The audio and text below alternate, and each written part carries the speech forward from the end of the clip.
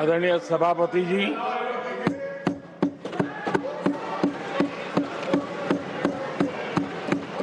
राष्ट्रपति जी के अभिभाषण पर आभार व्यक्त करने के लिए This is not correct. Please take your seat. This is not correct. Please take your seat. No, no, no. Please take your seat. आप बैठिए प्लीज. आप बैठिए please. Prime minister is on his legs. Please आप बैठिए. Please आप बैठिए.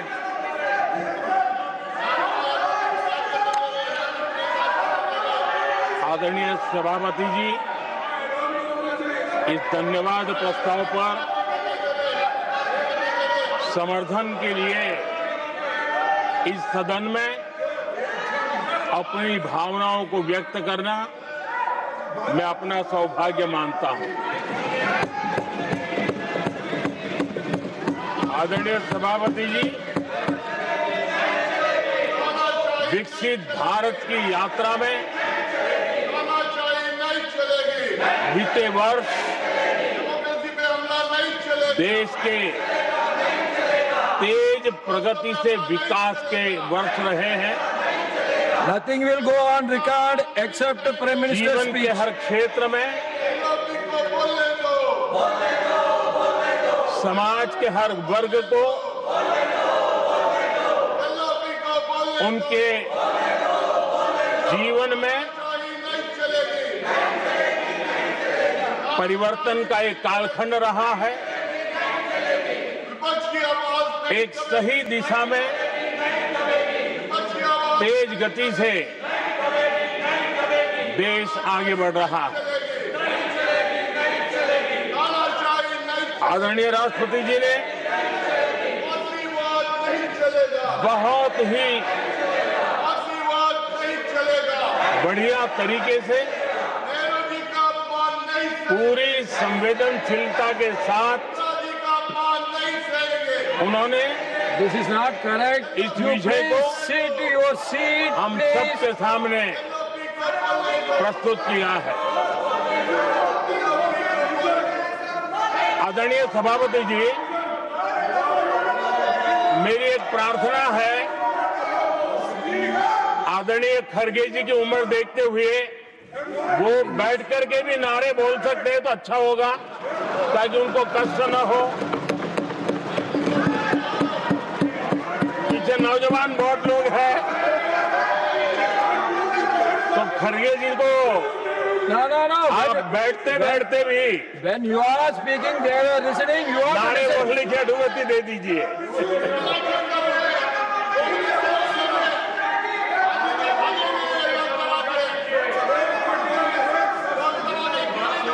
आदरणीय सभापति जी, राष्ट्रपति जी ने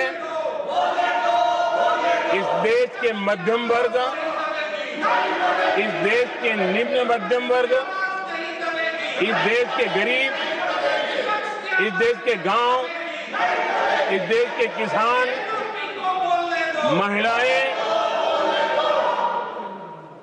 विज्ञान हो, प्रौद्योगिकी हो, कृषि हो, सभी विषयों को लेकर के बहुत ही विस्तार से भारत के प्रगति का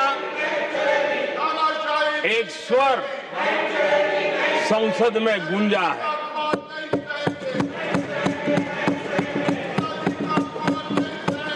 देश के नौजवान भारत के सामर्थ्य को कैसे आगे बढ़ा रहे हैं, इसकी भी विस्तार से चर्चा की है। हर वर्ग के सामर्थ्य को उन्होंने शब्दांकित किया है।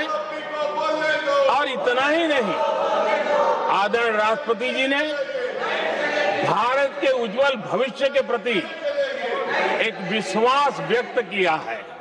ये अपने आप में हम सबके लिए प्रेरक है।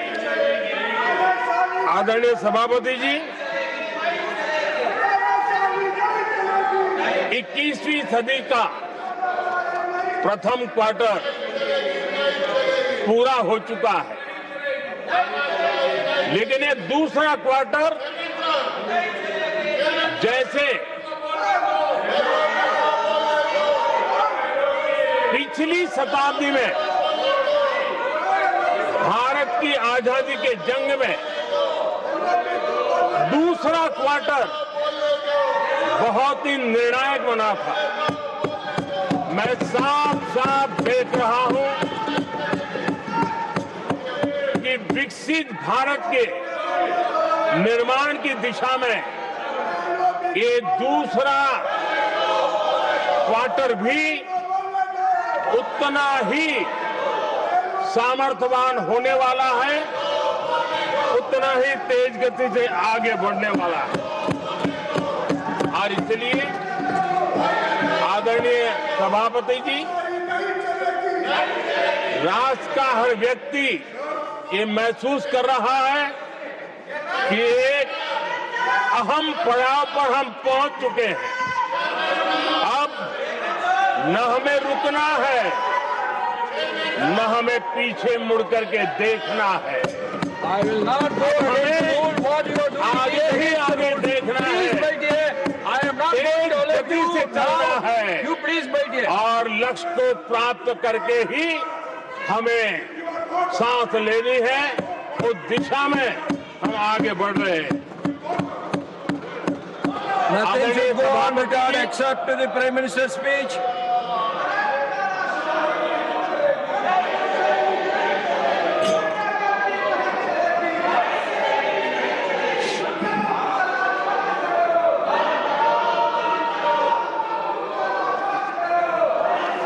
आदरणीय सभापति जी,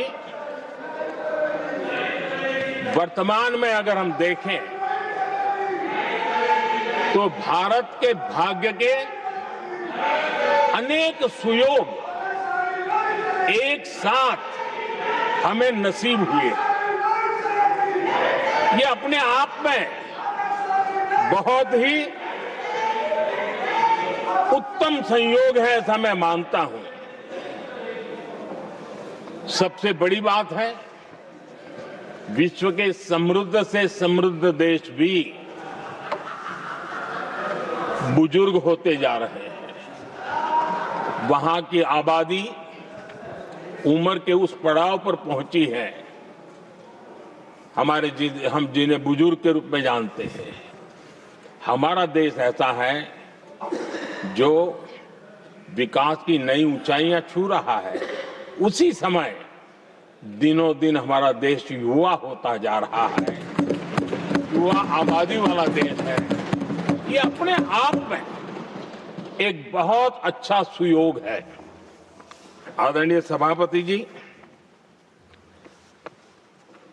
दूसरी तरफ मैं देख रहा हूं जिस प्रकार से विश्व का भारत के प्रति आकर्षण बढ़ा है, और उसमें भी विश्व भारत की टैलेंट का महात्म्य समझ रहा है। हमारे पास आज दुनिया का बहुत ही महत्वपूर्ण टैलेंट पूल है, युवा टैलेंट पूल है, जिसके पास सपने भी हैं, संकल्प भी हैं, सामर्थ्य भी है। और इसलिए ये दूसरा सुयोग है। शक्ति का आशीर्वाद हमारे साथ है। आदरणीय सभापति जी, भारत आज विश्व में जो चुनौतियां पैदा हो रही है, उन चुनौतियों का समाधान देने वाला एक देश आशा की किरण बना हुआ है, और हम समाधान दे रहे हैं। वैसा ही एक महत्वपूर्ण सुयोग है कि आज मेजर इकोनॉमी में भारत का ग्रोथ बहुत हाई है, और हाई ग्रोथ और लो इन्फ्लेशन ये बहुत ही यूनिक संयोग है,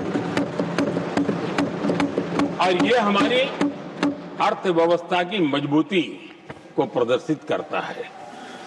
आदरणीय सभापति जी, हम जिस गति से आगे बढ़ रहे हैं, जब हमें देश की जनता ने सेवा करने का मौका दिया, तब फ्रेजाइल 5 के रूप में ये देश जाना जाता था। जब हमें अवसर मिला, तब देश आजाद हुआ, तब हम दुनिया में 6 नंबर की इकोनॉमी थे। लेकिन इन लोगों ने ऐसा एक हाल करके रखा कि 11 पे पहुंचा दिया। आज हम 3 पर जाने की दिशा में तेज गति से।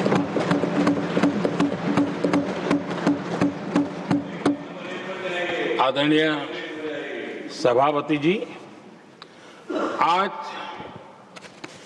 कोई भी सेक्टर देश कीजिए, चाहे साइंस हो, चाहे स्पेस हो, चाहे स्पोर्ट्स हो, हर क्षेत्र में आज भारत एक कॉन्फिडेंस के साथ, आत्मविश्वास से भरा हुआ भारत है।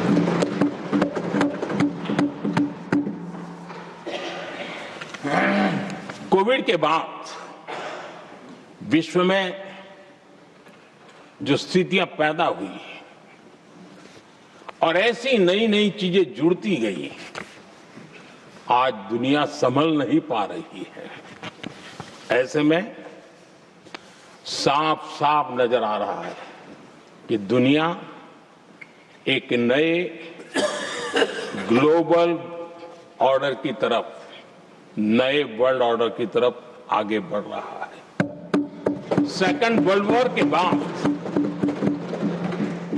एक वर्ल्ड ऑर्डर बना था, अब एक नए वर्ल्ड ऑर्डर की तरफ विश्व बहुत तेजी से आगे बढ़ रहा है। और सबसे बड़ी खुशी की बात है, सारी घटनाओं का अराजनीतिक तरीके से निष्पक्ष भाव से विश्लेषण करेंगे तो झुकाव भारत की तरफ है।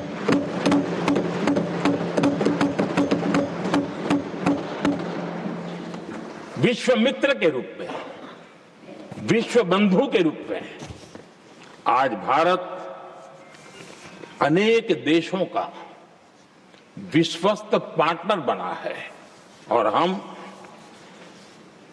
कंधे से कंधा मिला करके विश्व कल्याण की दिशा में भी अपनी उचित भूमिका निभा रहे हैं, अपने सामर्थ्य से सहाय भी कर रहे हैं। आदरणीय सभापति जी, आज पूरा विश्व ग्लोबल साउथ की चर्चा करता है, लेकिन उस चर्चा के सूत्रधार के रूप में आज भारत वैश्विक मंचों पर ग्लोबल साउथ की बुलंद आवाज बन गया है।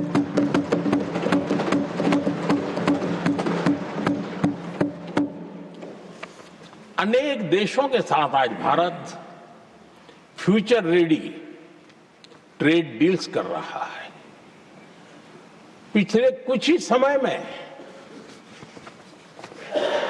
दुनिया के महत्वपूर्ण 9 बड़े देशों के साथ 9 बड़े हमारे ट्रेड डील हुए हैं और उसमें मदर ऑफ ऑल डील एक साथ 27 देशों के साथ, यूरोपियन यूनियन के साथ।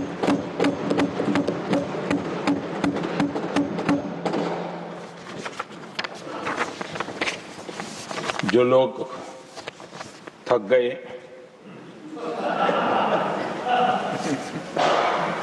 बेचारे चले गए, लेकिन कभी न कभी उनको जवाब देना पड़ेगा कि देश की ऐसी हालत कैसे बना के रखी थी कि दुनिया का कोई देश हमसे डील करने के लिए आगे नहीं आता था। आपने कोशिश की होगी, पीछे पीछे पीछे बहुत चक्कर लगाए होंगे, लेकिन किसी ने आपकी तरफ देखा भी नहीं होगा। क्या स्थिति ऐसे पैदा की? दुनिया के देश ऐसे ही भारत के साथ डील नहीं कर रहे हैं। आदरणीय सभापति जी, इसके पीछे सबसे बढ़िया डेवलप कंट्रीज एक डेवलपिंग कंट्री के साथ डील करता है ना, वो अपने आप में भी अर्थ जगत के लिए एक बहुत बड़ा संदेश है। और मेरे लिए नई बात नहीं है। जब मुझे गुजरात में सेवा करने का अवसर मिला था तो मैं एक वाइब्रेंट गुजरात समिट करता था और मेरे लिए गर्व की बात थी कि एक स्टेट, हिंदुस्तान का एक स्टेट, मेरी इस वाइब्रेंट समिट के partner country, develop country Japan हुआ करता था। एक राज्य ने सामर्थ्य दिखाया था, आज मेरा देश है सामर्थ्य दिखा रहा है। ये तब होता है जब आपके पास आर्थिक सामर्थ्य हो, आपके पास आपके नागरिकों के अंदर, देशवासियों में एक ऊर्जा हो और खास करके मैन्युफैक्चरिंग के लिए एक मजबूत इकोसिस्टम हो, तब जाकर के विश्व आपके साथ डील करने के लिए आगे आता है। वोट बैंक की राजनीति में डूबे हुए लोगों ने कभी भी देश के ऐसे अनेक पहलुओं पर मजबूती देनी चाहिए, ये कभी उनकी प्राथमिकता नहीं रही और उसी का परिणाम है। और जहां तक कांग्रेस पार्टी का सवाल है, मैं साफ साफ कहना चाहता हूं और मेरे शब्दों पे भरोसा नहीं है तो मैं देश को, लोगों को कहूं कुछ मत करो, सिर्फ लाल किले से कांग्रेस के प्रधानमंत्रियों के जो भाषण है, सिर्फ उन भाषणों का एनालिसिस कर लो, आपको साफ साफ लगेगा कि न उनके पास कोई सोच थी, न उनके पास कोई विजन था और न ही कोई इच्छा शक्ति थी। और इसका परिणाम है कि देश को इतना भुगतना पड़ा। आदरणीय सभापति जी, मैं कोटि कोटि देशवासियों का आभारी हूं। उन्होंने सेवा करने का अवसर दिया। हमारी काफी शक्ति उनकी गलतियों को ठीक करने में जा रही है। दुनिया के मन में जो उनके समय की छवि है, उस छवि को धोने में मेरी ताकत लगती है। ऐसा बर्बाद करके रखा हुआ था और इस काम के लिए हमने फ्यूचर रेडी पॉलिसीज पर बल दिया है। और आज आपने देखा होगा, देश नीति के आधार पर चल रहा है, पॉलिसीज के आधार पर चल रहा है।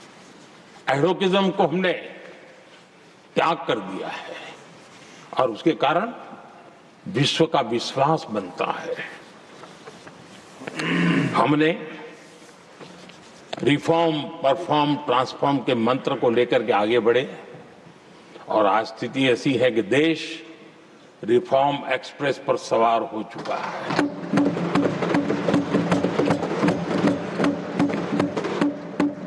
हमने स्ट्रक्चरल रिफॉर्म्स किए हैं, प्रोसेस से जुड़े रिफॉर्म्स किए हैं, पॉलिसीज में रिफॉर्म किए हैं। हमारा मैन्युफैक्चरिंग सेक्टर, हमारे उद्यमी ये सशक्त हो, भारत की हर चीज का वैल्यू एडिशन हो, उस दिशा में हमने प्रयास किया है। और मैं आज विश्वास के साथ कह सकता हूं, आज भारत विश्व के साथ स्पर्धा करने के लिए पूरी तरह तैयार है।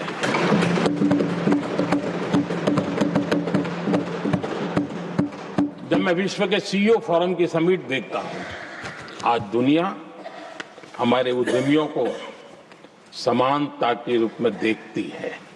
और जब पिछले दिनों सभी दलों के डेलीगेशन विश्व में गए थे, ये भाव उन्होंने भी अनुभव किया और आकर के मुझे सभी दल के माननीय सांसदों ने अपने अनुभव बता रहे थे, बड़ा गर्व से कह रहे थे कि हाँ, बराबरी से बात हो रही है। ये हमारे लिए अपने आप में बात है। आदरणीय सभापति जी, एमएसएमई का बहुत बड़ा नेटवर्क जितना सामर्थ्यवान होता है वो लंबे अरसे तक इकोनॉमी को ताकत देता है।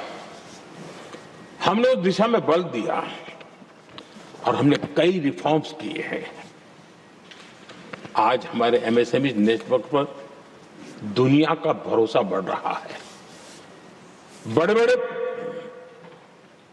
हो सकता है हम हवाई जहाज नहीं बना देंगे, लेकिन कई हवाई जहाज है जिसमें कई पुर्जे मेरे देश के छोटे छोटे एमएसएमई बना रहे हैं।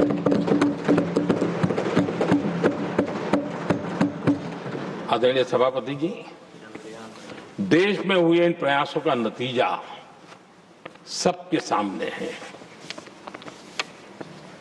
बड़े बड़े देश भारत के साथ व्यापारिक संबंध बनाने के लिए बहुत ही आतुर है। यूरोपीय संघ का ट्रेड डील हो, अमेरिका के साथ अभी हुआ जो ट्रेड डील हो, और कल हमारे पीयूष जी ने सदन में विस्तृत जानकारी भी दी है, और पूरा विश्व खुल करके इस ट्रेड डील का तारीफ कर रहा है। और उसमें जब यूरोपियन यूनियन के साथ ट्रेड डील हुआ तो विश्व को भरोसा हुआ कि अब वैश्विक स्तर पर स्थिरता की संभावना बढ़ेगी। अमेरिका के साथ ट्रेड डील होने के बाद विश्व को और भरोसा हो गया कि जो स्थिरता की एहसास हो रहा था अब गति का भी एहसास होने लगा है। अब विश्व के लिए शुभ संकेत। आदरणीय सभापति जी, इसका सबसे बड़ा लाभ हमारे देश के नौजवानों को होगा। और जब मैं नौजवान कहता हूं तो उसमें मध्यम वर्ग का भी नौजवान होता है, शहर का नौजवान भी होता है, गांव का नौजवान भी होता है, बेटा भी होती है, बेटी भी होती है। और इसलिए उसे टुकड़ों में न देखा जाए। मेरे देश के युवा के सामर्थ्य का हमें गौरव करना चाहिए, और उनके लिए पूरा विश्व बाजार अब खुल चुका है। अब उनके लिए अवसर ही अवसर है। और मैं उनको कहता हूं, आइए दोस्तों, मैं आपके साथ कंधे से कंधा मिला करके खड़ा हूं। हिम्मत कीजिए, बढ़िए। देश आपके साथ खड़ा है और दुनिया आपका स्वागत करने के लिए इंतजार कर रही है। आदरणीय सभापति जी, जिस प्रकार से दुनिया में हमारे युवा प्रोफेशनल्स की मांग बढ़ रही है, इवन केयर गिवर्स की मांग बढ़ रही है, हर कोई मिलता है हमें इस प्रकार के लोग चाहिए। कुछ लोग तो अपना स्पेशल ऑफिस यहां बना रहे हैं रिक्रूट करने के लिए, योग्य टैलेंट की खोज के लिए। इसका मतलब हुआ कि भारत के प्रोफेशनल्स के लिए भी विश्व में बहुत बड़े अवसर बन रहे हैं। आदरणीय सभापति जी, ये संसद का उच्च सदन ये एक प्रकार से राज्यों का प्रतिनिधित्व करता है। और जो चर्चा की बारीकियां मैंने देखी, मेरा मन कहता है कि थोड़ा स्तर इसका ऊपर होना चाहिए था, और वहां से तो ज्यादा होना चाहिए। वो तो कितने साल तक सरकारों में रहे हैं, वहां से जरा चर्चा का स्तर ऊंचा होना चाहिए था, लेकिन उन्होंने ये मौका भी गंवा दिया। देश उन पर कैसे भरोसा कर सकता है। आदरणीय सभापति जी, मैं कल एक माननीय सदस्य को सुन रहा था। यूं तो वो अपने आप को राजा कहलाने में बहुत गर्व करते हैं, लेकिन वे आर्थिक असमानता की चर्चा कर रहे थे। बताइए, जो खुद को राजा माने और वो आर्थिक असमानता की बात करे, तो आपको लगता है कि क्या यही देखने के बाकी रह गए थे क्या? आदरणीय सभापति जी, हमारे टीएमसी के साथियों ने काफी कुछ कहा। जरा खुद तो अपने गरेबा में देखें। निर्मम सरकार पतन के जितने भी पैरामीटर्स हैं, उन सब पैरामीटर्स में नए नए रिकॉर्ड बनाते जा रहे हैं, और यहां उपदेश दे रहे हैं क्या हाल करके रखा हुआ है। ऐसी निर्मम सरकार से वहां के लोगों का भविष्य अंधकार के अंदर डूब रहा है, लेकिन इनको कोई परवाह नहीं है। सत्ता सुख के सिवाय कोई आकांक्षा नहीं है और वे यहां उपदेश देते हैं। घुसपैठ। दुनिया का समृद्ध से समृद्ध देश भी अपने यहां गैर कानूनी नागरिकों को बाहर निकाल रहा है। हमारे देश में घुसपैठियों को बचाने के लिए अदालतों को तब तक प्रेशर पैदा किया जा रहा है। मेरे देश का नौजवान कैसे ऐसे लोगों को माफ करेगा जो घुसपैठियों की वकालत करने के लिए ताकत लगा रहे हैं। और घुसपैठिए मेरे देश के नौजवानों के हक छीन रहे हैं, उनकी रोजी रोटी छीन रहे हैं, आदिवासियों की जमीन छीन रहे हैं। बेटे बेटियों की जिंदगी पर खतरे पैदा हो रहे हैं, लेकिन उनके लिए महिलाओं पर अत्याचार होते रहे। सत्ता नीति के सिवाय कुछ करना नहीं, और वो यहां पर हमें उपदेश दे रहे हैं। और ऐसे चिंताजनक सभी विषयों पर आंखें मूंद करके बैठे हुए वो लोग हैं। एक हमारे माननीय सदस्य काफी कुछ बोल रहे थे, जिनकी पूरी सरकार शराब में डूब गई, जिनके शीश महल घर घर में नफरत का कारण बन गए, और शायद उनको ब्लैक शब्द ज्यादा पसंद है। हर एक अपना अपना एक भूतकाल होता है।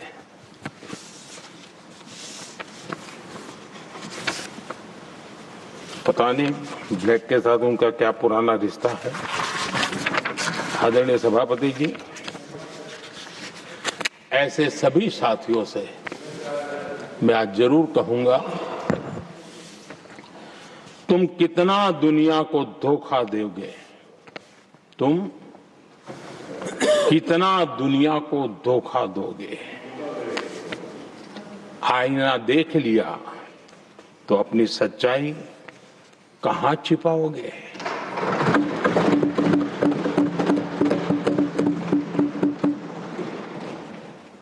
कांग्रेस हो, टीएमसी हो, डीएमके हो, लेफ्ट हो, ये दशकों से केंद्र में सत्ता में रहे हैं, सत्ता के भागीदार रहे हैं। राज्यों में भी उनको सरकारें चलाने का अवसर मिला है, लेकिन उनकी पहचान क्या बनी। आज डील की चर्चा होती है तो गौरव से कहते हैं, तब डील की चर्चा होती थी तो बॉफोर्स डील याद आता था। ये डील होते थे।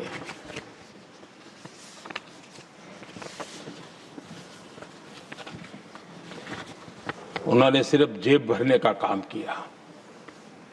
नागरिकों के जीवन में बदलाव आना उनकी प्राथमिकता नहीं थी। आदरणीय सभापति जी, मैं कुछ उदाहरणों के साथ भी बात बताना चाहता हूं, क्योंकि यहाँ चर्चा में ये सारे विषय आए हैं और इसलिए मुझे कहना बहुत जरूरी है। अब एक उदाहरण देता हूं मैं बैंकिंग सेक्टर का। बैंकिंग सेक्टर एक प्रकार का अर्थव्यवस्था की ग्रिड होता है। 2014 से पहले फोन बैंकिंग का कालखंड था। नेता के फोन जाते थे और उसके आधार पर करोड़ों रुपया दे दिए जाते थे, और गरीबों को तो बैंकों में दुत्कार मिलती थी, नफरत होती थी। देश की 50% से ज्यादा आबादी बैंक के दरवाजे तक नहीं देख पाई थी। कांग्रेस के नेताओं के फोन पर अरबों रुपये लोगों को दे दिए गए, और जो ले जाते थे वो अपनी पर्सनल प्रॉपर्टी मान करके पैसे हजम कर जाते थे। यही खेल चलता रहा। कांग्रेस और यूपीए के राज में और आज जो इंडी अलायंस बन करके बैठे हैं उनके राज में बैंकिंग व्यवस्था तबाही के कगार पर खड़ी थी। मैं नया प्रधानमंत्री के पद का दायित्व मुझे मिला, मैं एक देश के मुखिया से मैं मिला, ऐसे ही बात कर रहा था। मैंने कहा बैंकिंग की दृष्टि से हम कुछ आगे बढ़ना चाहिए। उन्होंने कहा पहले एक बार साहब जरा अभी आप नए हो, आपके बैंकों की व्यवस्था का अध्ययन कर लीजिए। हम कैसे हिम्मत करें? एक देश के नेता ने कोई ये जानकारियां थी, उसने मुझे बताया यहां इनको कोई परवाह ही नहीं। यानी एक प्रकार से उन्होंने जिस प्रकार से बैंकिंग व्यवस्था को एनपीए के पहाड़ खड़े हो गए थे। जहां भी देखो चर्चा चलती थी एनपीए का क्या होगा, एनपीए का क्या होगा, कैसे बचेंगे। आदरणीय सभापति जी, चुनौती बड़ी थी, लेकिन हमने समझदारी से काम लिया। बैंकिंग व्यवस्था के सब कर्ता धर्ताओं को विश्वास में लिया। रिफॉर्म की आवश्यकता थी, हिम्मत के साथ रिफॉर्म किए, पारदर्शी व्यवस्था बनाई, ढेर सारे बैंकिंग रिफॉर्म्स हुए और जो सरकारी बैंक दुर्बल हो चुकी थी, ठीक नहीं चल पाती थी, उसको हमने बड़ी बैंक के साथ मर्जर कर दिया। और मुझे याद है किसी एक महाशय बड़े अपने आप को विद्वान मानने वाले ने लिखा था, अगर मोदी सरकार बैंकों में ये कर ले तो हिंदुस्तान का बहुत बड़ा रिफॉर्म हो जाएगा। वो काम मैंने आते ही कर दिए थे। आदरणीय सभापति जी, और इन सारी चीजों का नतीजा हुआ बैंकों में जो बीमारी घर कर गई थी, उस बीमारी से बैंकों को मुक्ति मिली। बैंकों का स्वास्थ्य सुधरा, लगातार सुधरा, अभी भी तेजी से आगे दौड़ रहे हैं। और बैंकिंग का जब स्वास्थ्य सुधरा तो लेन देन का कारोबार भी उनका बढ़ा, लोगों को पैसे मिलने लगे, सामान्य व्यक्ति को पैसे मिले। ऐसे ऐसे गरीब लोगों को लोन मिले जिनके लिए कभी बैंक के दरवाजे बंद थे, बेचारा दूर से देख करके उसे जाना पड़ता था। आज मुद्रा योजना जो देश के नौजवान को अपने पैरों पर खड़े रहने की ताकत देता है, मुद्रा योजना जो स्वरोजगार की प्रेरणा देता है, लेकिन स्वरोजगार के भाषण के काम नहीं होता है, उसका हाथ पकड़ना पड़ता है, उसको साथ देना पड़ता है, उसको सहाय देनी पड़ती है। और हमने मुद्रा योजना के साथ द्वारा 30 लाख करोड़ रुपया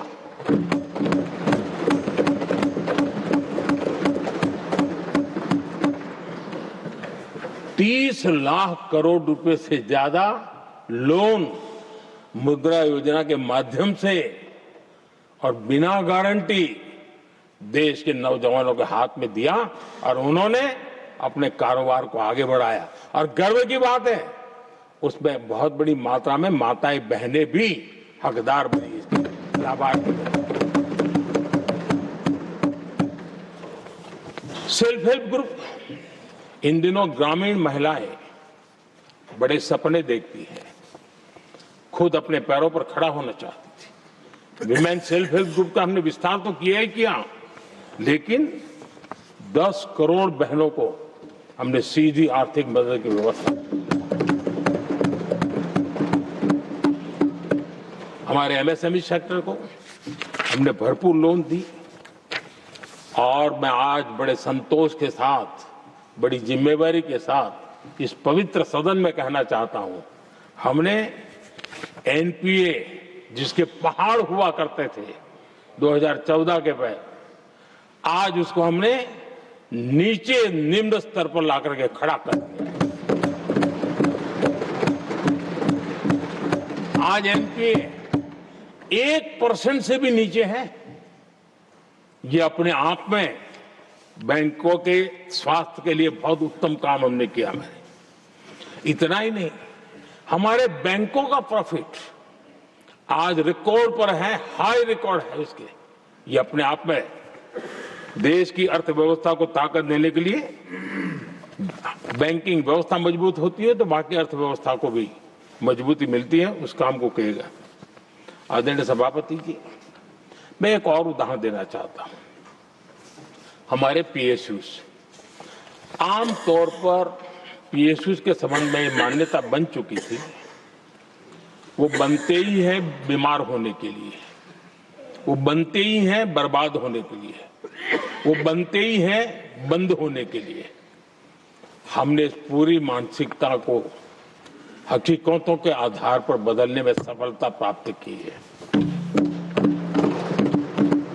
और ये लोग पीएसयूज को लेकर के कितनी गलत बातें फैलाते थे। अर्बन नक्सल की तरह ऐसे पीएसयूज के दरवाजे के बाहर मजदूरों की मीटिंग करके भड़काने का पाप करते थे, गुमराह करने का काम करते थे। इन्होंने LIC, state bank of India और भी HAL, ऐसे हर एक को बड़ा भला बुरा और इतना भद्दे तरीके से, जब उनकी सरकार थी तब तो ये इन चीजों को संभाल नहीं पाते थे, उसको कुछ कर भी नहीं पाते थे। आदरणीय सभापति जी, हमने इसमें भी हिम्मत दिखाई। हमने पीएसयूज के संबंध में भी रिफॉर्म्स किए, रिफॉर्म्स की एक लगातार परंपरा चलाई। आज LIC बेस्ट तरीके से उसने पूरे कार्यकाल में अपना LIC का जन्म हुआ तब तक उत्तम से उत्तम परफॉर्मेंस का कालखंड उसका गुजर रहा है। जिन पीएसयूज को कांग्रेस के नेता ताले लगवाने की कगार पर पहुंच चुका था और उसी पर अपनी राजनीतिक रोटी सेकने का प्रयास भी किया गया था, आज हमारे पीएसयूज रिकॉर्ड प्रॉफिट पर हैं।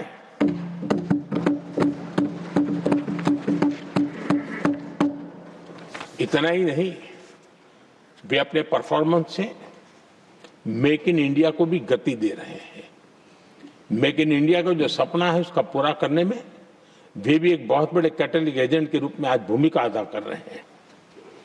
रिकॉर्ड संख्या में रोजगार बना रहे हैं। इतना ही नहीं, हमारे कुछ पीएसयूज आज विश्व के अंदर जा रहे हैं, विश्व में भी अपनी ताकत दिखा रहे हैं, विश्व के साथ जुड़ रहे हैं, दुनिया के कई देशों के विकास यात्रा में वो भागीदार बन रहे हैं। आज हमारे पीएसयूज को बहुत बड़े बड़े ऑर्डर देश से भी और देश के बाहर से भी मिलने लगे हैं। ये अपने आप में मैं जो कहता हूं ना, एक बहुत महत्वपूर्ण पड़ाव पर ये देश 25 साल है, उसका संकेत यहां नजर आता है। आदरणीय सभापति जी, कांग्रेस ने विश्वासघात करने के विषय में भी हमारे देश के अन्नदाता को भी नहीं छोड़ा।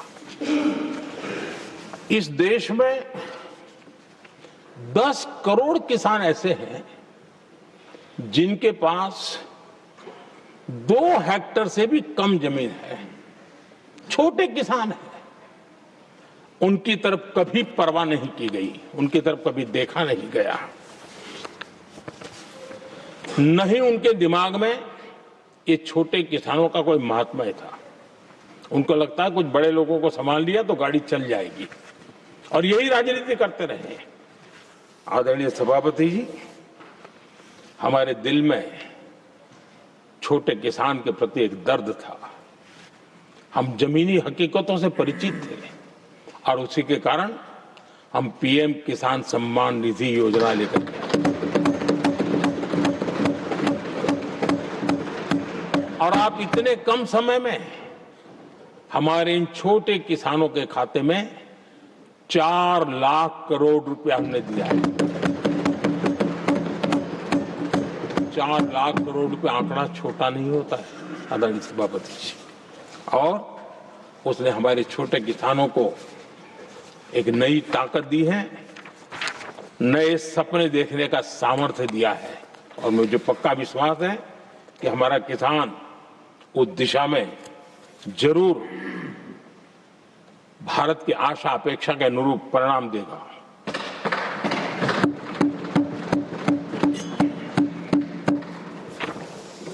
आदरणीय सभापति जी,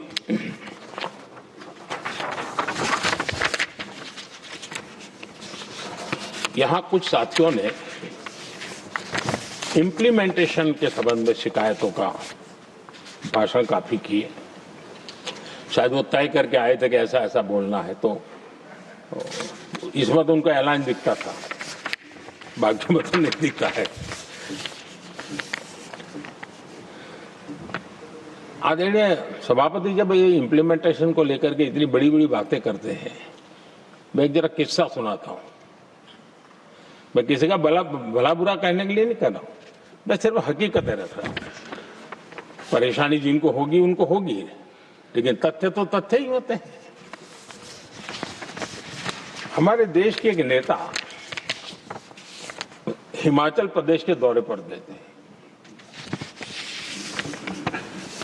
और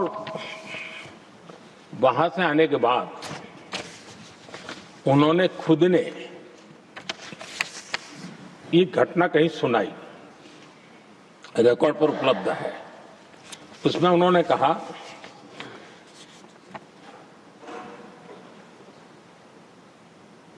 उस नेता ने क्या कहा, मैं उन्हीं के शब्द पढ़ रहा हूं। काफी लंबे समय तक मुझे योजना आयोग से संघर्ष करना पड़ा, क्योंकि वे पहाड़ी क्षेत्रों के लिए अलग योजनाएं बनाने को तैयार ही नहीं थे। मैं हिमाचल प्रदेश गई थी, जब मैं वापस आई तो मैंने योजना आयोग में कहा कि हमारे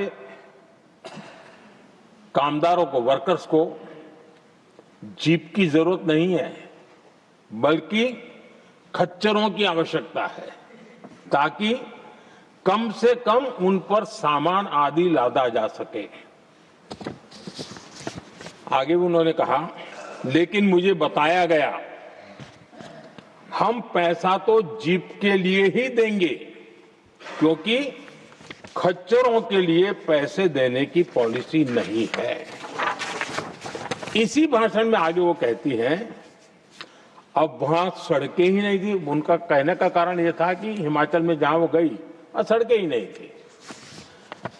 अब वहां सड़कें ही नहीं थी तो फिर उस पर जीप का क्या लाभ हो सकता है? जीप लेकर के कौन जाएगा जहां रोड नहीं है? लेकिन उस समय योजना आयोग का जोर था, या तो जीप या तो कुछ भी नहीं। आदरणीय सभापति जी, ये भाषण किसी और का नहीं, ये कांग्रेस के वरिष्ठ नेता और तत्कालीन प्रधानमंत्री इंदिरा गांधी का भाषण है।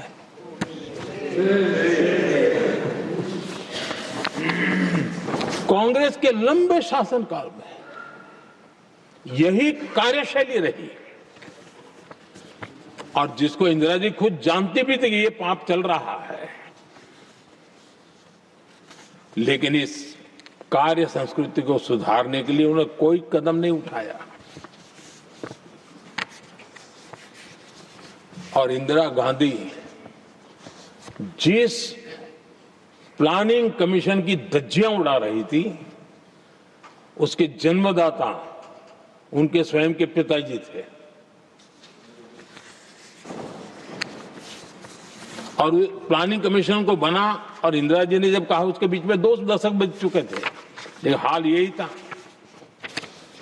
और 2014 तक सब दुखी थे, सब परेशान थे, सब गलती देख रहे थे, लेकिन सुधार करने की तैयारी नहीं।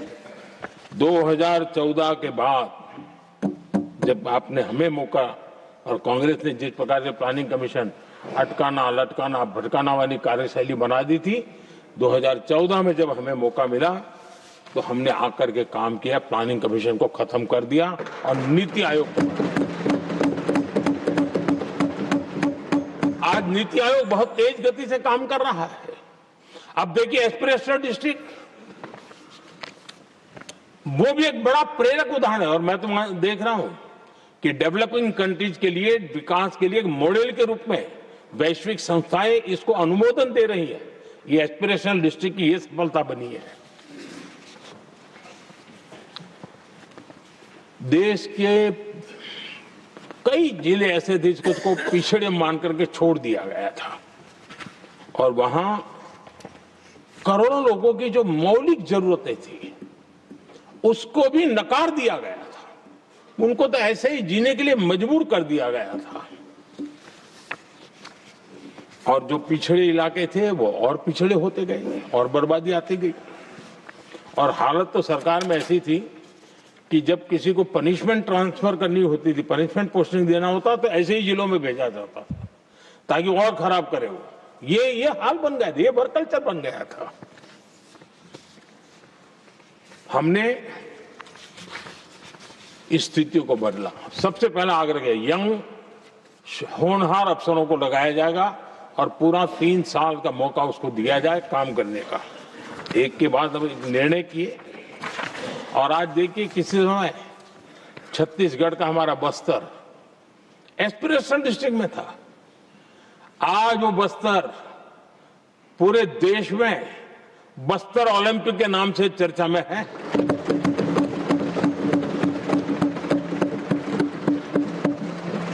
आज विकास की धारा बस्तर के गांव-गांव पहुंच रही है। अभी कुछ गांवों में पहली बार बस देखी, पूरे गांव ने उत्सव मनाया बस्तर में। ये परिस्थितियां छोड़ करके गए हुए हैं लोग और यहां पर पता नहीं किस प्रकार से देश को कहां ले जाना चाहते हैं लोग। आदरणीय सभापति जी, इंप्लीमेंटेशन क्या होता है, ये एस्पिरेशनल डिस्ट्रिक्ट एक बहुत बड़ा शानदार उदाहरण है। ऐसे तो सैकड़ों उदाहरण हैं, लेकिन मैं कहने के लिए इसको उल्लेख कर रहा हूं। कांग्रेस के हमारे साथियों को ये जो बदलाव आ रहा है उसमें इंप्लीमेंटेशन नजर नहीं आ रहा है और उनका तो एक ही प्लानिंग कमीशन वाला मॉडल है, जीप और खच्चर वाला मॉडल, यही वो लोग जानते हैं, उससे आगे कुछ नहीं जानते। और ये इंप्लीमेंटेशन कैसे करते हैं? मेरा जन्म नहीं हुआ था उसके पहले सरदार वल्लभ भाई पटेल ने नर्मदा नदी पर बांध बांधने की कल्पना की। विषय तो पक्का हो गया, सरदार साहब नहीं रहे, खैर नेहरू जी ने शिलान्यास किया। अब इंप्लीमेंटेशन देखिए इनको। मेरा जन्म नहीं हुआ था जब इसकी कल्पना की गई थी और प्रधानमंत्री बनने के बाद मैंने उसका उद्घाटन किया, ये हाल है।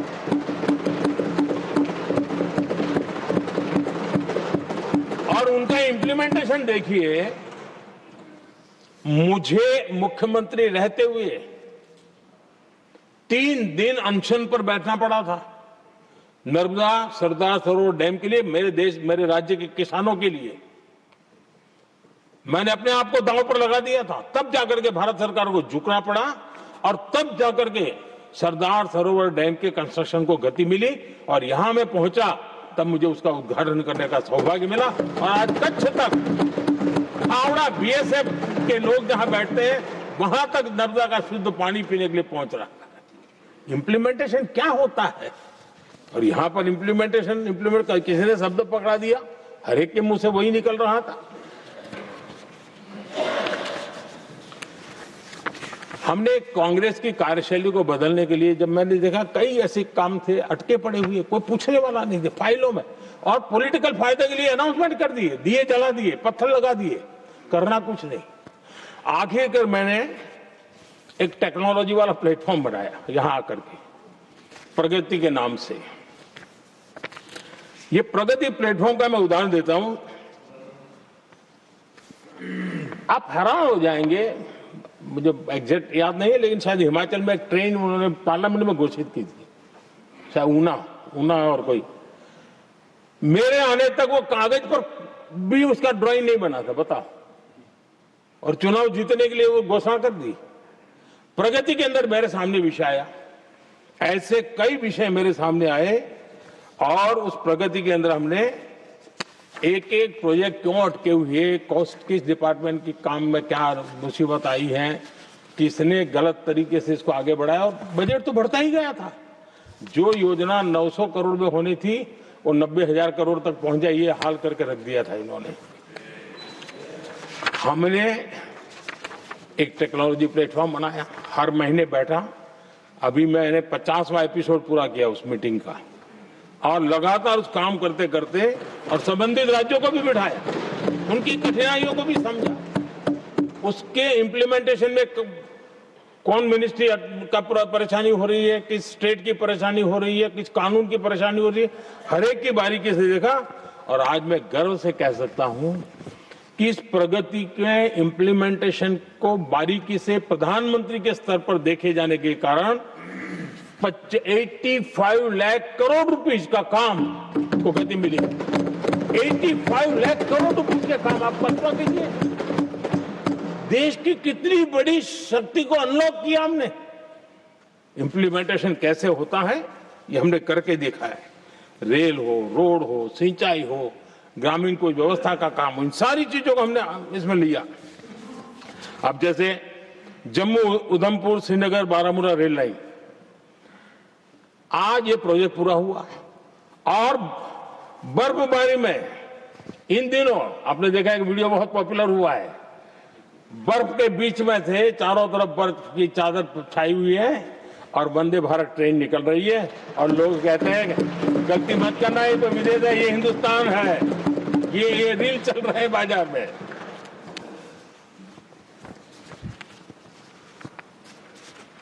लेकिन 3 दशक तक यही प्रोजेक्ट लटका हुआ था। 3 दशक, 30 साल, आप कल्पना कर सकते, 2 पीढ़ी आगे बढ़ जाए, ये यही के अटके पड़े थे। हमारी सरकार ने इसको पूरा किया।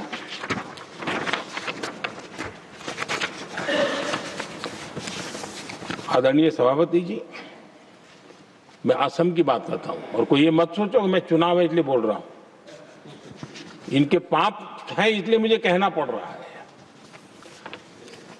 कांग्रेस सिर्फ इमेजिन करती है और इंप्लीमेंट करने का उनको कोई लेना देना ही नहीं होता है।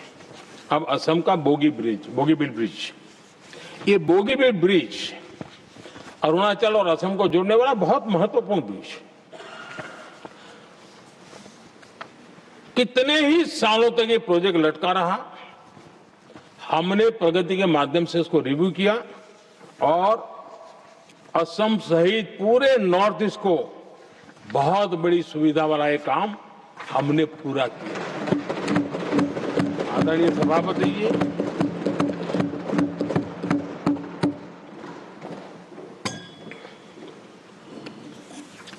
इंप्लीमेंटेशन की बातें जब करते हैं तो एक बार हमारे पास तो तथ्यों के साथ चीजें हैं कि हमने चीजों को समय पर पूरा करने की दिशा में आगे बढ़े। और इन दिनों तो जो काम कर रहे हैं समय से पहले हो रहा है। हमने पूरी दुनिया को कहा था कि हम 2030 तक यहां पहुंचेंगे सोलार में, हमने वो काम 2025 में कर दिया। हमने इथेनॉल का समय तय किया था, हम उसमें भी 2-3 साल पहले ही काम पूरा कर लिया। तो एडवांस में हम काम पूरा करने का, इंप्लीमेंटेशन की ताकत हमारे से उससे भी ज्यादा है।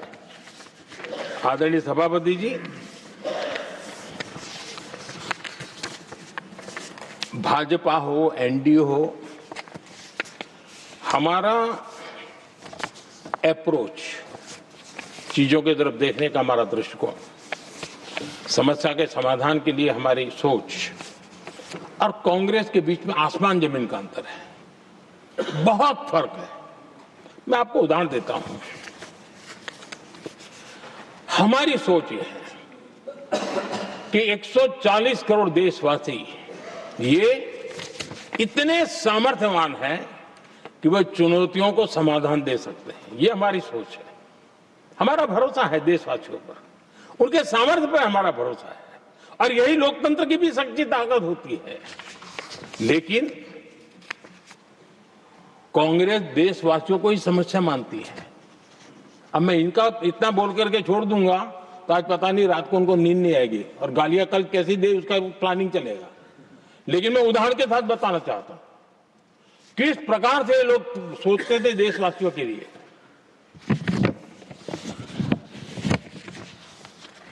देश के लोगों के बारे में नेहरू जी और इंदिरा जी की सोच क्या थी, मैं उसके विषय में बताना चाहता हूं। इंदिरा जी एक बार ईरान गए थे और ईरान में वो भाषण दे रही थी और उस भाषण में उन्होंने नेहरू जी के साथ जो बातचीत हुई थी उसका उल्लेख किया। खुद ने कहा है, उन्होंने कहा, और मैं जो इंदिरा जी ने कहा था उसको कोट कर रहा हूं, जब किसी ने मेरे पिताजी से पूछा, यानी नेहरू जी से पूछा कि उनके सामने कितनी समस्याएं हैं, तो उन्होंने उत्तर दिया था 35 करोड़। नेहरू जी ने जवाब दिया था कि उनके सामने कितनी समस्याएं हैं, बोले 35 करोड़। उस समय हमारे देश की जनसंख्या थी 35 करोड़। अब आगे देखिए, 35 करोड़ देशवासी नेहरू जी को समस्या लगते थे। ऐसा कोई मुखिया हो सकता है क्या जी? और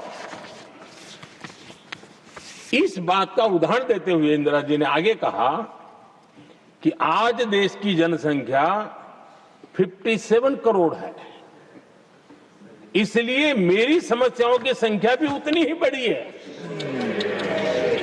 यानी पिताजी को 35 करोड़ समस्या वाले देशवासी लगते थे, अब 57 करोड़ उनको समस्या। कोई ऐसा हो सकता है जो अपने ही देशवासियों को समस्या माने? ये फर्क है उनकी सोच और हमारी सोच में, ये फर्क है उनके अप्रोच और हमारे अप्रोच में।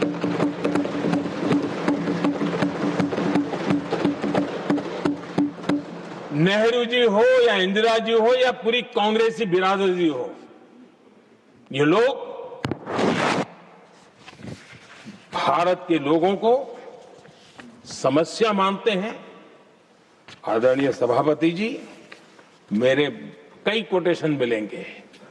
मैंने दुनिया के सामने कहा है, देश के सामने कहा है, और कहा है इसलिए नहीं, ये मेरा कन्विक्शन है। अरे चुनौतियां कितनी ही क्यों ना हो, 140 करोड़ समाधान हमारे पास है।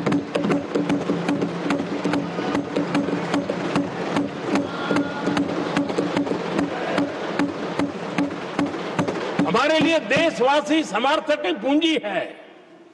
हमारे लिए हर देशवासी भारत का उज्जवल भविष्य का नियंता है, निर्माता है, कर्ता धर्ता है। हम उसको समस्या कैसे कह सकते हैं? ऐसी सोच वाले लोग अपने परिवार का ही भला करेंगे और किसका करेंगे? आदरणीय सभापति जी, देश के लोगों का अपमान करते रहना एक कांग्रेस के स्वभाव में पड़ा हुआ है, उनके संस्कारों में पड़ा हुआ है। कांग्रेस ने बीते दिनों राष्ट्रपति जी का अपमान किया। चुनाव के बाद जिस प्रकार से हमारे राष्ट्रपति जी के लिए शब्द कहे गए हैं, शर्मिंदगी महसूस होती है कि ये कैसे लोग हैं? भारत के राष्ट्रपति के लिए क्या बोल रहे हैं लोग? आदरणीय सभापति जी, कल लोकसभा में भी राष्ट्रपति जी के अभिभाषण पर चर्चा नहीं हो पाई। ये राष्ट्रपति पद, उसका घोर अपमान किया है। उनको संविधान शब्द मुंह में बोलने की अधिकार नहीं रहता है। जो लोग गरीबी से निकली हुई एक महिला, आदिवासी परिवार से आई हुई एक महिला,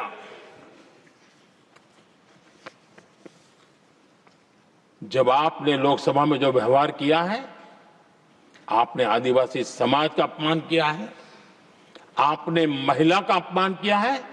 भारत के सर्वोच्च पद पर विराजमान, संविधान ने जिनको सर्वोच्च पद दिया है, आपने उनका अपमान किया है, आपने संविधान का अपमान किया है।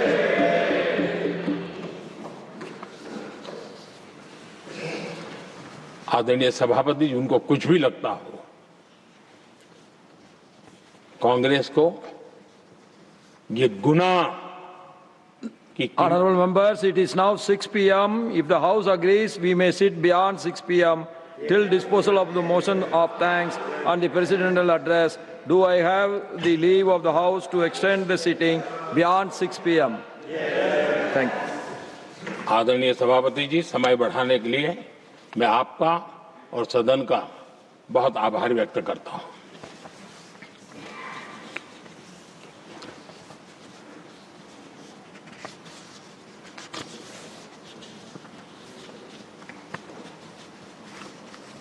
आदरणीय सभापति जी, बड़ी दर्दनाक लोकसभा की घटना है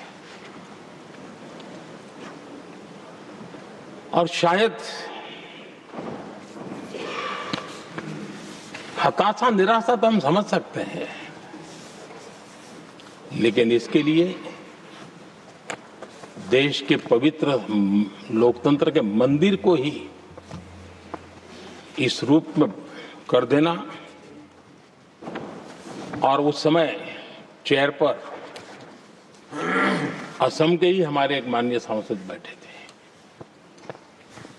और उस समय कागज फेंके गए, टेबल पर चढ़ दिया गया। क्या ये नॉर्थ ईस्ट का अपमान नहीं है? क्या असम के नागरिकों का अपमान नहीं है?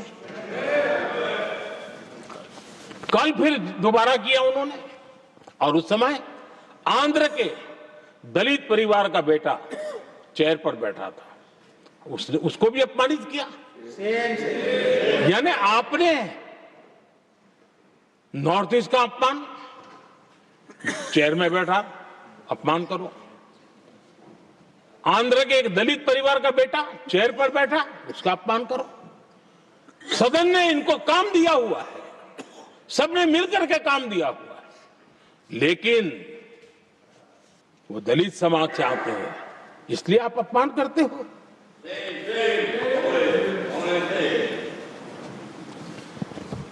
और ऐसा लगता है कांग्रेस के लोगों को असम की जनता के प्रति बड़ी नफरत है। उनको लगता है कि उसकी जनता ने उनका साथ छोड़ दिया, मतलब उनके दुश्मन हो गए। क्या कभी लोकतंत्र में ऐसे सोचते हैं क्या? मुझे तो तब बहुत पीड़ा हुई थी जब भारत रत्न भूपेन हजारिका जी, जो कि इस देश के बहुत ही सम्मानीय व्यक्तित्व है जी, आज भी घर घर में उनको स्मरण करते हैं लोग। उनके प्रति जो भक्ति का भाव है आप कल्पना नहीं कर सकते, लेकिन उनको इसकी भी कोई परवाह नहीं है। और जिस प्रकार से, और हमारा सौभाग्य था कि हमने भूपेन हजारिका जी के देश के लिए जो उनका योगदान था, नॉर्थ ईस्ट जैसे इलाके से पूरे देश को अपने वाणी से, अपने विचारों से, अपनी अभिव्यक्ति से बांध के रखा था। हमने भारत रत्न देने का निर्णय किया, इस पर भी इनको ऐतराज। और मैं तो हैरान हूं, खड़गे जी अगर होते तो मैं उनकी हाजिरी में कहता ही है, इन्होंने जिस प्रकार से बोला ना भारत रत्न के बाद, वो वीडियो पर उनका चेहरा देखेंगे ना, आपको लगा रही है ऐसे लोग हैं, ऐसा व्यवहार करते हैं। और ये कहा, अरे ये तो सिंगर थे। मैं समझता हूं कि एक किसी का भी अपमान करने में कभी भी पीछे नहीं रहते हैं। उन्होंने भूपेन हजारिका जी को भारत रत्न दिया, उसका भी विरोध किया। ये पूरे असम का विरोध है, पूरे देश के कला प्रेमियों का विरोध है। और मुझे पक्का विश्वास है असम कभी भी इस अपमान को भूलने वाला नहीं है।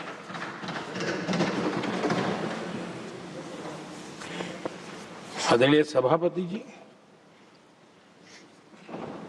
कल जो घटना घटी, इसी सदन के एक माननीय सांसद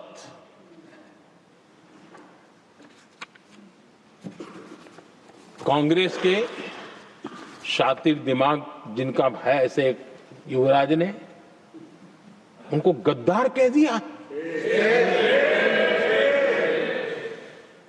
अहंकार कितनी 7वें आसमान पर पहुंच चुका है इनका। और कांग्रेस को छोड़कर के कितने ही लोग निकले हैं, कांग्रेस के कितने टुकड़े हुए हैं, कई लोग दूसरे दलों में गए हैं, लेकिन औरों को तो किसी को गद्दार नहीं कहा उन्होंने। लेकिन कल सांसद को गद्दार इसलिए कहा क्योंकि वो सिख थे। ये सिखों का अपमान था, एक गुरुओं का अपमान था।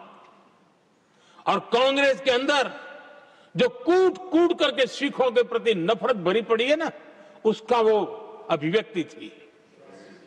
और इसी सदन के माननीय सांसद है वो, और उनको जरा भी दर्द नहीं, वरना आज खड़े होकर के कह सकते थे कि कल जो हुआ इसी सांसद की गरिमा के अनुरूप नहीं था, हमें खेद है, एक शब्द तो बोल लेते। लेकिन सिखों के प्रति उनके मन में जो नफरत भरी पड़ी है, और इसी के कारण उन्होंने कल, और जिसका परिवार देश के लिए शहादत देने वाला परिवार के वो सदस्य हैं, उन्हें अपने राजनीतिक विचारों में परिवर्तन किया, इसलिए गद्दार हो गए। और एक गद्दार शब्द छोटा नहीं है। मेरे देशवासी को कोई गद्दार कहे, ये कैसे देश सहन करेगा? और वो भी एक सिख है इसलिए गद्दार कहना बहुत दुर्भाग्य की बात है। और ऐसे लोग कांग्रेस को नहीं डुबाएंगे तो क्या करेंगे?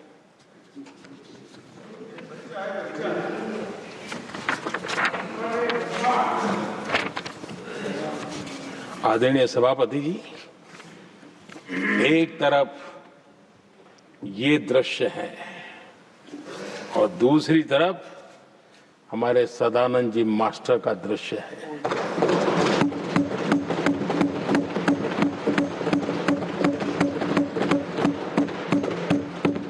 राजनीतिक विद्वेष के कारण उनके दोनों पैर काट दिए गए। भरी जवानी में दोनों पैर काट दिए। कटे हुए पैर से जिंदगी गुजार रहे हैं, लेकिन संस्कार इतने ऊंचे हैं कि वाणी में भी अपशब्द नहीं निकलता है, बर्तन में भी कटुता नजर नहीं आती। गर्व होता है। और कल जब उनका पहला भाषण हो रहा था सदन में, और उन्होंने जब अपने बेंच पर आपसे इजाजत लेकर के अपने कटे हुए पैर के लिए वो जो नीम का उपयोग करते हैं, आर्टिफिशियल नीम का, उन्होंने जब रखा, वो दृश्य देश के लिए पीड़ादायक था कि इस देश में ऐसा ही बंधारण की बातें करने वाले इंडिया अलायंस के लोग, और ये इंडिया अलायंस पूरा जिम्मेवार है इसके लिए, वैचारिक असहमति के कारण एक नौजवान के, और वो भी एक टीचर, शिक्षक के प्रति गर्व से, आदर से देखा जाता है, उसके पैर काट दे। लेकिन उनको कोई खेद नहीं है, उनको कोई दर्द नहीं है। लेकिन मैं मास्टर सदानंद जी को हृदय से अभिनंदन करता हूं कि उन्होंने जिस प्रकार से इतनी भयानक हमले के बाद भी देश की सेवा का अपना व्रत जारी रखा, और आज देश की नीति निर्धारण में अंदर अपना योगदान दे रहे हैं। ये गर्व की बात है। और ऐसे लोगों के सहारे हम राजनीति में जीते हैं, काम करते हैं, देश के लिए जीने मरने की प्रेरणा मिलती है। ये संस्कार हमें पाए हैं, ऐसे लक्षावधि कार्यकर्ताओं के तब से पाए हुए हैं। आदरणीय सभापति जी,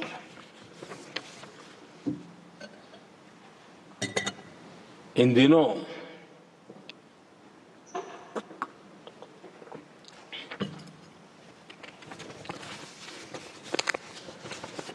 और वैसे कांग्रेस के हमारे साथियों का मुझ पर जरा विशेष प्रेम है, वो स्पेशल प्रेम है। और जब मैं जिम्मेवारी जो मिली है उसके तहत, और जिम्मेवारी न मिलती तो भी देश के लिए जीना तुमने सीखा है। हम विकसित भारत की जमीन मजबूत कर रहे हैं, उसको एक ताकत दे रहे हैं। एक तरफ देश के युवाओं के लिए मजबूत जमीन तैयार कर रहा हूं, तो कांग्रेस मोदी की कब्र खोदने के कार्यक्रम करवा रही है। और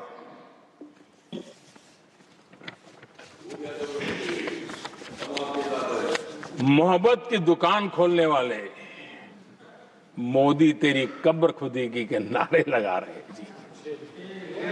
ये कौन सी मोहब्बत की दुकान है जो देश के ही किसी नागरिक के कब्र खोदने के सपने देखती हो?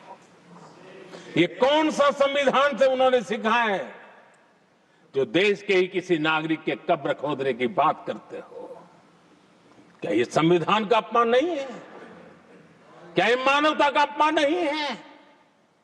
क्या ये सार्वजनिक जीवन की मर्यादाओं का अपमान नहीं है? और उनको इसका कोई खेद नहीं है। अगर इसके बाद क्या बयान देंगे? बयान देखो, प्रधानमंत्री राज्यसभा में भी रो रहा था।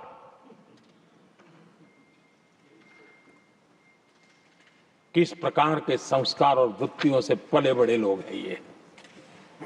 आदरणीय सभापति जी,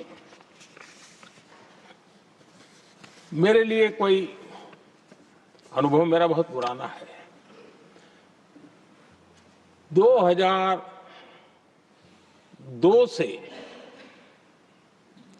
जब वे विपक्ष में थे तब से, और 2004 से जब वो सत्ता में आए तब से, और 2014 से मैं जब यहां आया तब से, पिछले 25 साल से संसद का एक भी सत्र ऐसा नहीं गया, मोदी संसद का सदस्य नहीं था, एक भी सत्र ऐसा नहीं गया जिसमें इस सदन के अंदर मोदी को गाली देने का काम न किया हो इन लोगों ने।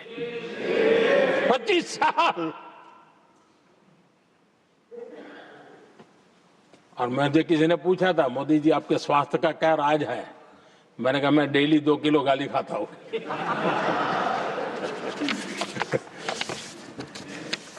आदरणीय सभापति जी, ये मोदी की कब्र क्यों खोदना चाहते हैं?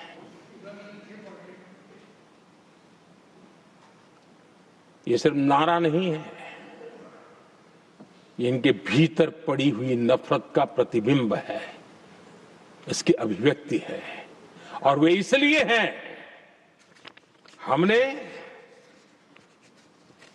370 की दीवार गिरा दी, इसलिए वो मोदी की कब्र खोदना चाहते हैं।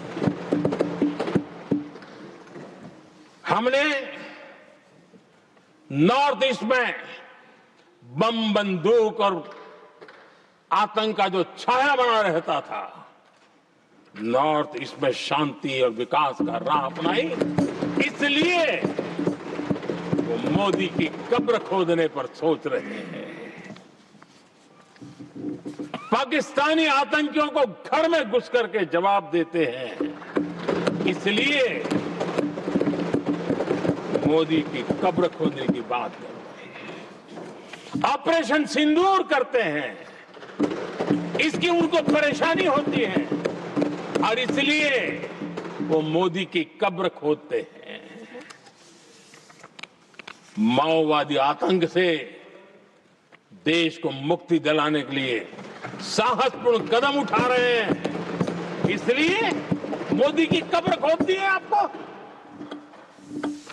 हमें नेहरू जी ने देश के साथ बहुत बड़ा अन्याय किया था, सिंधु जल समझौता करके। उस सिंधु जल समझौते को हमने एबेंस में डाल दिया।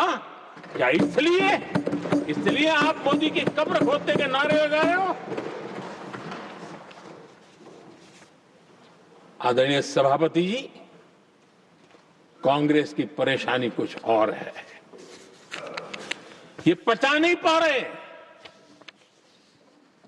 कि मोदी यहां तक पहुंचा कैसे। और उनकी परेशानी बढ़ती जा रही है कि भाई पहुंचा तो पहुंचा, लेकिन अब तक टिका क्यों है। और इसलिए वे एक ही रास्ता उनके लिए बचा हुआ लग रहा है कि मोदी तेरी कब्र खुदेगी। आदरणीय सभापति जी, ये तो मान करके बैठे थे। उनका लोकतंत्र, संविधान का कोई लेना देना नहीं।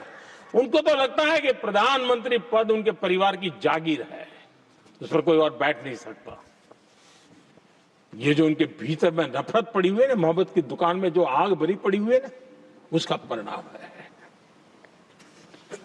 और इसीलिए कोई क्यों बैठा, हमारा पैतृक अधिकार था, इसलिए मोदी की कब्र खोदने का नारा लेकर के वो चल रहे हैं।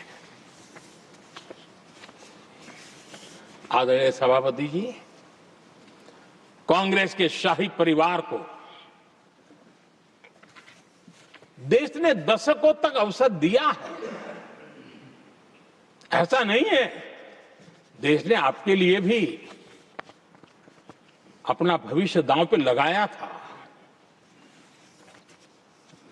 लेकिन आपने गरीबी हटाओ के नारे लगाए, गुमराह किया।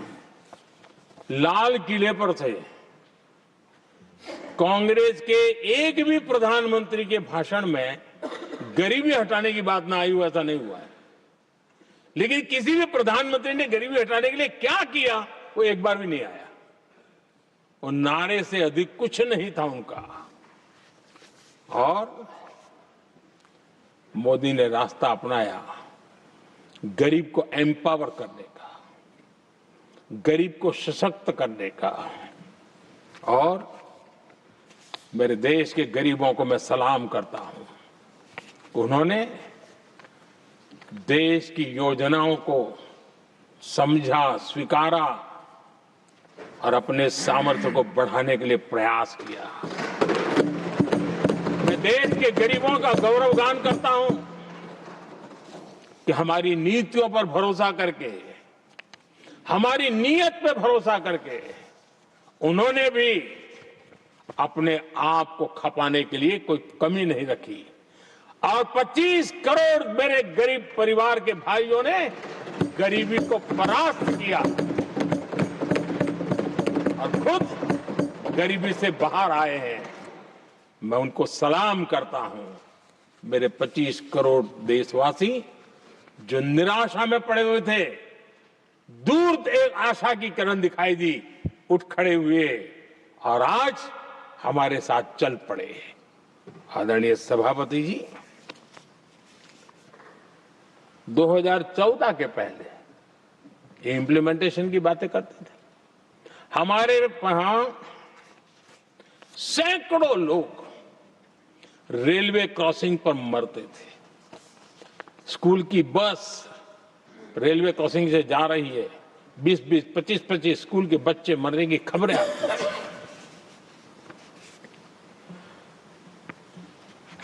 अनमैन्ड रेलवे क्रॉसिंग, वो इतना बड़ा काम नहीं था कि नहीं कर सकते थे। ये काम भी मुझे करना हुआ और हमने सारे अनमैन्ड क्रॉसिंग बंद कर दिए, लाखों लोगों की जिंदगी बचा ली।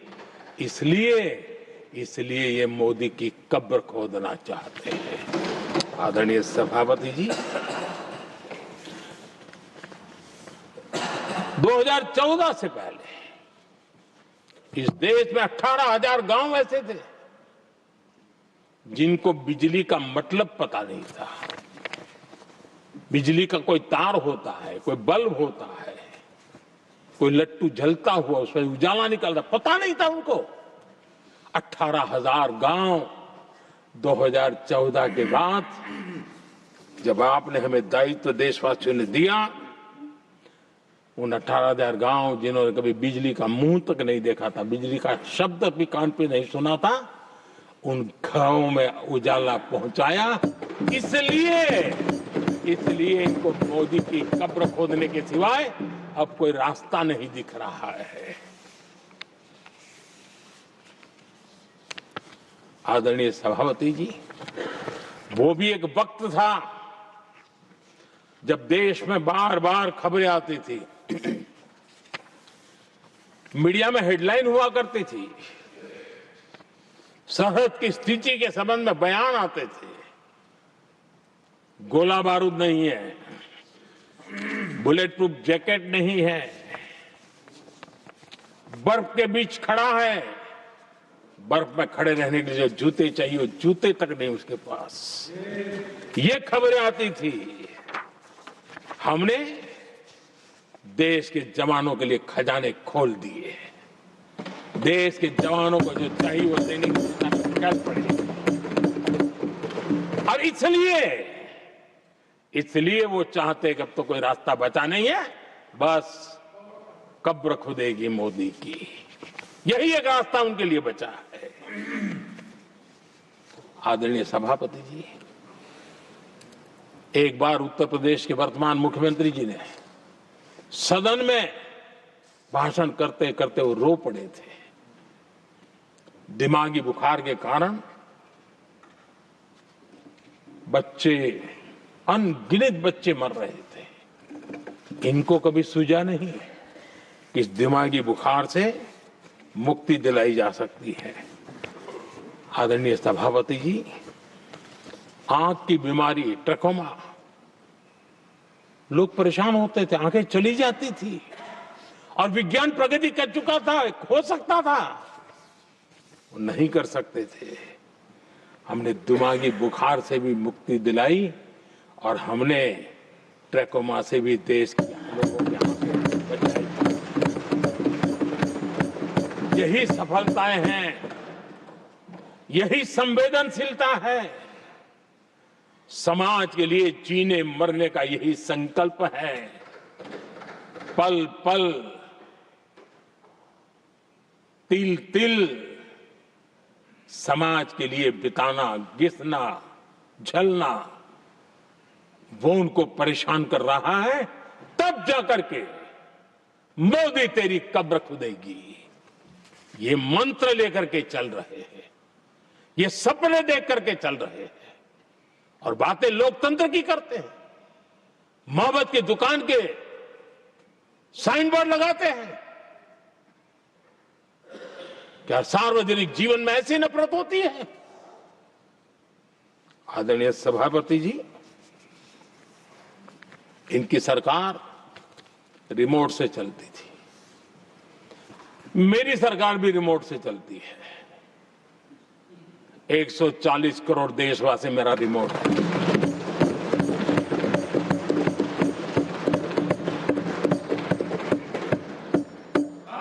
एक 140 करोड़ देशवासियों के सपने, 140 करोड़ देशवासियों की आकांक्षाएं, देश के नौजवानों के संकल्प, इनके लिए हम जीते हैं, इनके लिए सरकार चलाते हैं। सत्ता हमारे लिए सुख का रास्ता नहीं है, सत्ता हमारी लिए सेवा का माध्यम है।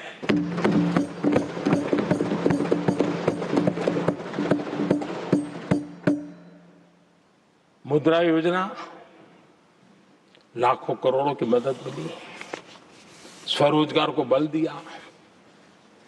कांग्रेस ने कभी स्टार्टअप कल्चर को प्रमोट ही नहीं किया।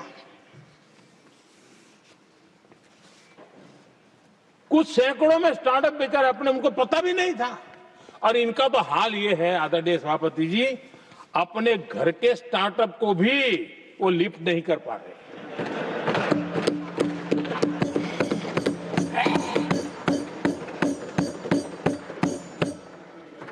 और हमारी सरकार में आज 2 लाख से ज्यादा स्टार्टअप है। और जब सफलता एक के बाद एक जन सामान्य के दिलों को जीतती है ना, तब जाकर के उनके पास एक ही रास्ता बचा है, मोदी तेरी कब्र खुदेगी। लेकिन उस हमारा याद कीजिए, बीएसएनएल को लेकर के चुटकुले चलते थे, कार्टून बनते थे। आज स्वदेशी 4G स्टैक हमने खड़ा कर दिया। 5G दुनिया में सबसे तेज गति से रोल आउट करने का काम हमने कर दिया। कम्युनिकेशन की नई जनरेशन, नई टेक्नोलॉजी, नई सोच, इसको हमने आगे बढ़ाया। और इसलिए दर्द जुबान पे आ रहा है, मोदी तेरी कब्र खुदेगी। आदरणीय सभापति जी, गरीब की सेवा ये मेरा सौभाग्य है। 4 करोड़ गरीबों को पक्के घर देना मैं जीवन में सुकून मानता हूं। बिजली, पानी, गैस का सिलेंडर, टॉयलेट की सुविधा, मुझे लगता है कि हाँ, परमात्मा ने मुझे सही दिशा में काम करने की प्रेरणा दी है। पहली बार गांव की महिला गर्व से कह रही है, हाँ मैं लखपति दीदी बनी हूं, तो दूसरी कह रही है इस साल तक मैं लखपति दीदी बन जाऊंगी। जो बन गई है उनको जब पूछता हूं, नहीं बोले साहब अब तो करोड़पति के लिए सोच रहे हैं। ये जो मिजाज बदला है, जो आत्मविश्वास बढ़ा है, और ऐसे देश के कोटि कोटि जनों के आशीर्वाद जिस इंसान पर हो, कोटि कोटि माताओं बहनों का जिस पर रक्षा कवच हो, नारे कितने ही लगा लो, कब्र तुम नहीं खोद पाओगे। ये देश की शक्ति, आशीर्वाद रूपी कवच, माताओं बहनों का मेरे प्रति जो भाव रहा है, जिस श्रद्धा भाव से मैंने माताओं बहनों की सेवा करने का काम किया है, जिनको कोई पूछता नहीं था उसको मोदी पूजाता है। यही करना है, और ये आशीर्वाद ही है जो इनको चूभते हैं, और इसलिए कब्र खोदना चाहते हैं। आदरणीय सभापति जी,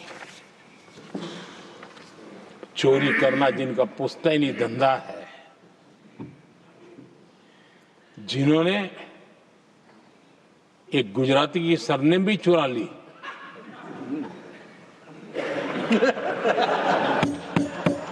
महात्मा गांधी की सरनेम चुरा ली, ये लोग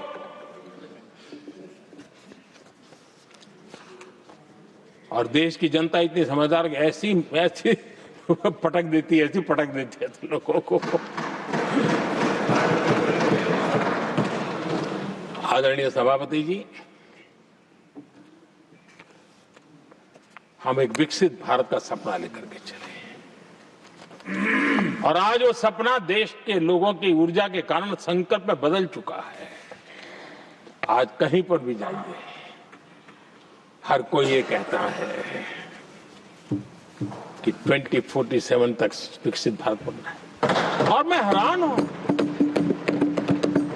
कुछ हमारे साथी सदन में इतने निराशावादी, इतने जमीन से कटे हुए लोग, बदलती हुई दुनिया से अनभिज्ञ लोग, पता नहीं क्या बोल रहे हैं। वो कहते हैं हम मोदी ये भी 2047 की क्या बोल रहा है, 2047 किसने देगा है? हमारे देश के लिए, आजादी के लिए जो लड़ते थे, जो फांसी के तख्त पर चढ़ जाते थे, जो लाठियां खाते थे, गोलियां खाते थे, जो काला पानी की सजा के लिए अंडमान निकोबार की सेल्यूलर जेल में जिंदगी बिता देते थे, लक्षावधि नौजवान अपने पढ़ाई का भविष्य का सोचे बिना, कोई परवाह किए बिना सिर्फ देश के लिए सोचने के लिए निकल पड़े थे, क्या उन्होंने कभी ये सोचा होता कि यार हमारे कालखंड में तो आजादी मिलेगी नहीं, कि मैं क्यों करूं? तो क्या देश कभी आजाद होता? ये इतने निराशावादी लोग हैं कि जब मैं डिजिटल इंडिया की बात करता था, मैं फिनटेक की चर्चा करता था, मैं यूपीआई की बात करता था, तो ये कहते थे अरे इस देश में गरीब आदमी मोबाइल फोन पर कैसे पैसे का कारोबार करेगा? 3 साल के भीतर भीतर देश ने दिखा दिया ये हो सकता है। और मैं हैरान था जिस दिन ऐसा भाषण संसद में हुआ, देश का मीडिया भी, मैं भी, ऐसे लोग, उनकी जो इकोसिस्टम है वो नाच रही थी कि देखिए मोदी को तगड़ा जवाब दिया। मोदी ने जवाब नहीं दिया। आपके हाथ में मोबाइल फोन जब यूपीआई से चलता है, काम करता है ना, तो जवाब अपने आप मिल जाता है।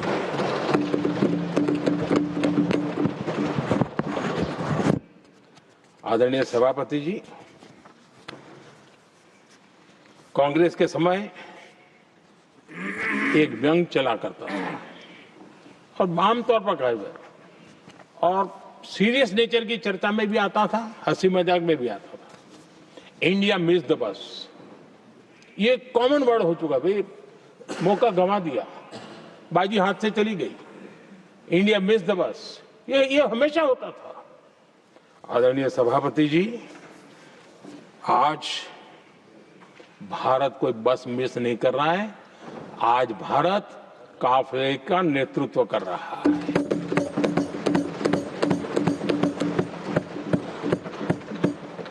आदरणीय सभापति जी, देश का भविष्य उज्जवल बनाना है, वर्तमान भी उज्जवल बनाने के लिए अविरत कार्य करना होता है। हम विकसित भारत के सपने के लाइट में 5 वर्ष की योजना बनाते हैं और हर वर्ष का बजट बनाते हैं और हम दिशा तय करके चलते हैं। हम, क्योंकि हमारे लिए अगला चुनावी लक्ष्य नहीं होता है, हमारा लक्ष्य है 2047 विकसित। अरे चुनाव तो आएंगे जाएंगे, मेरा देश अजरा अमर रहने वाला है और हम देश की युवा पीढ़ी के हाथ में समृद्ध हिंदुस्तान देने का सपना लेकर के चलेंगे।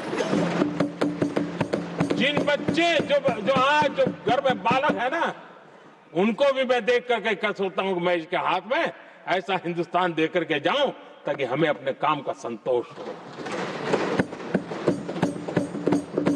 2047 क्यों, 2047 क्यों, ये बातें करते हैं।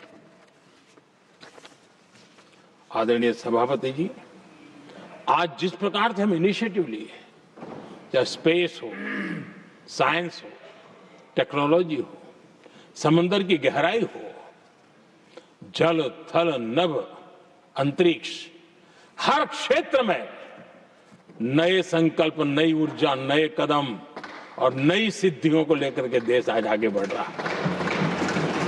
हम ग्रीन हाइड्रोजन पर काम कर रहे हैं, हम आने वाले युग को समझ पा रहे हैं। हम क्वांटम कंप्यूटिंग की बात कर रहे हैं, हम एआई मिशन को लेकर के चल रहे हैं और आज दुनिया मानने लगी है कि एआई मिशन भारत बहुत कुछ दुनिया को दे सकता है। ये विश्वास आज दुनिया में बना है। आज दुनिया में क्रिटिकल मिनरल, रेयर अर्थ राजनीतिक हथियार बन गया है। हम उस पर फोकस कर रहे हैं ताकि कभी भारत को किसी के पास हाथ फैलाने की नौबत ना आ जाए। आदरणीय सभापति जी, ऐसे तो अनगिनत प्रोजेक्ट हैं जिसमें विदेश का इन्वेस्टमेंट आना ही आना है, क्योंकि अब हर किसी को अपना भविष्य भारत की भूमि में नजर आ रहा है। हर किसी को अपना भविष्य भारत की टैलेंट के भरोसे नजर आ रहा है।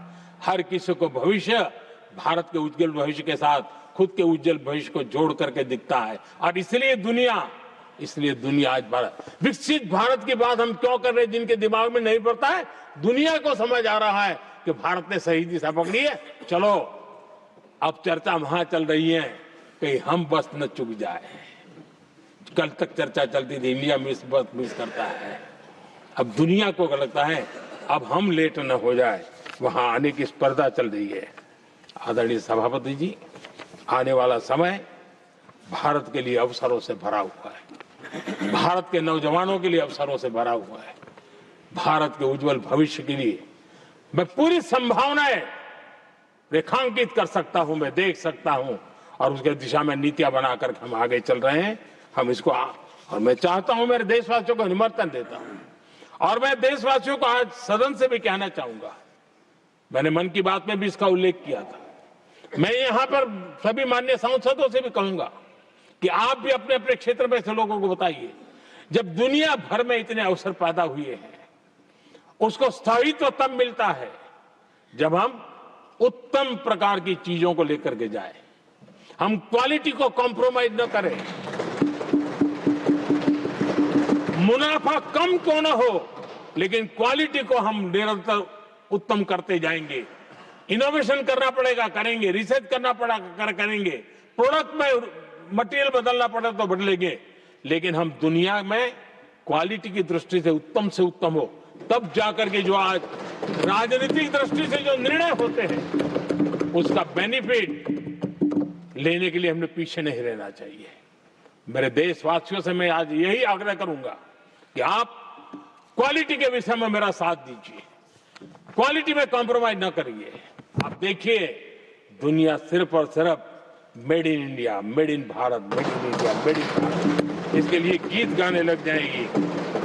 आदरणीय सभापति जी, मैं कांग्रेस के मित्रों का भी आज आभार व्यक्त करता हूं कि कम से कम मुझे, उनको पता था, पहले प्रयोग कर चुके थे,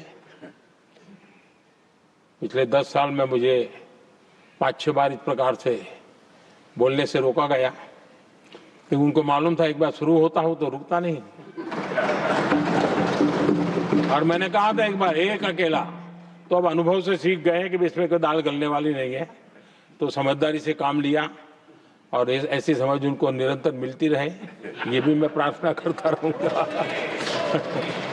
आदरणीय सभापति जी, मैं राष्ट्रपति जी के उद्बोधन में योगदान देने वाले सभी सांसदों का भी आभार व्यक्त करता हूं। जो भी उत्तम विचार यहाँ प्राप्त हुए हैं, उत्तम विचार देश की प्रगति में जरूर काम आएंगे, ऐसा मैं विश्वास देता हूं। और आदरणीय राष्ट्रपति जी का इस संबोधन के लिए मैं हृदय से आभार व्यक्त करते हुए मेरी वाणी को विराम देता हूं। बहुत बहुत धन्यवाद।